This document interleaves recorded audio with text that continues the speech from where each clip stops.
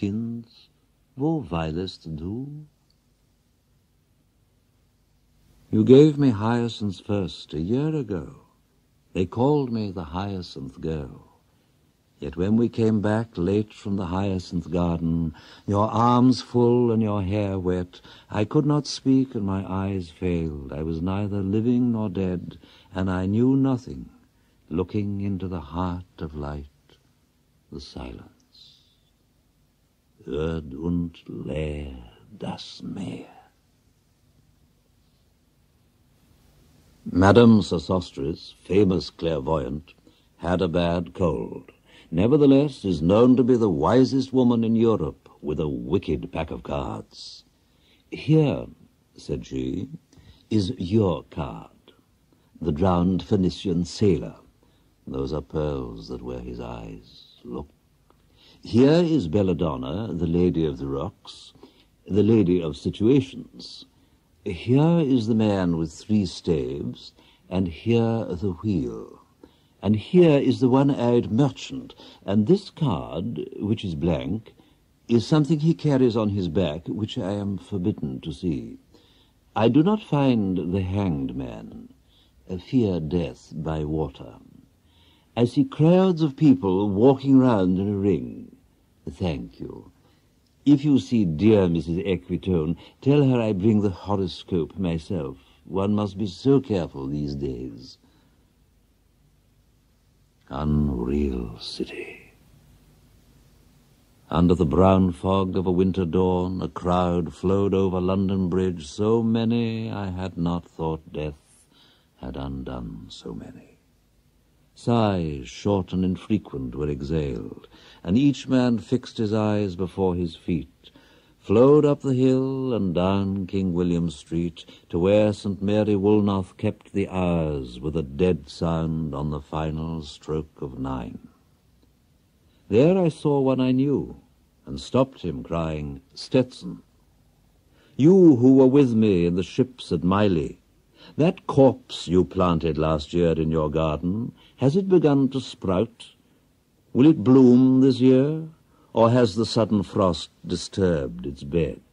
Oh, keep the dog far hence, that's friend to men, or with his nails he'll dig it up again.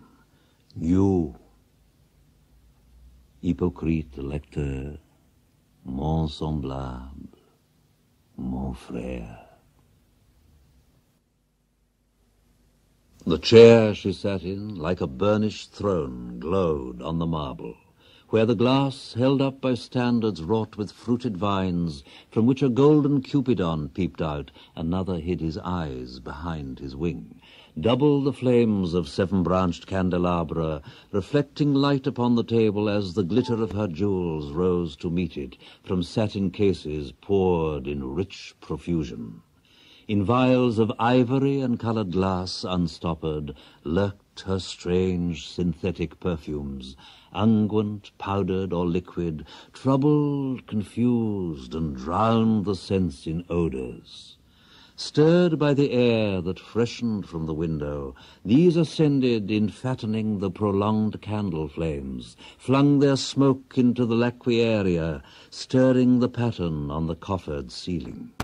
Huge seawood fed with copper, burned green and orange, framed by the coloured stone, in which sad light a carved dolphin swam.